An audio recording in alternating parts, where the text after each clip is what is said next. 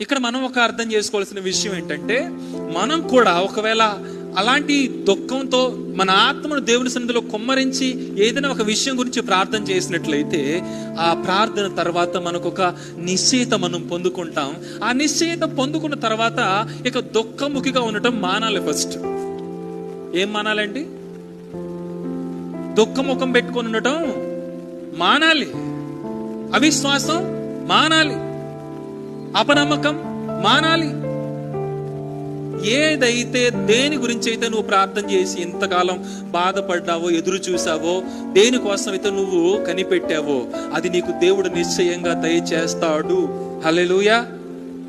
ఇప్పుడు నేను మీకు ఈ లేఖనం ఆధారంగానే ధైర్యంగా చెప్తున్నాను. ఆ దైవజనుడైన ఏలీ చెప్పినట్టే నేను కూడా మీకు ఇదే లేఖనంలో నుంచి మీకు చెప్తున్న మాట ఏంటంటే, నిశ్చయముగా మీరు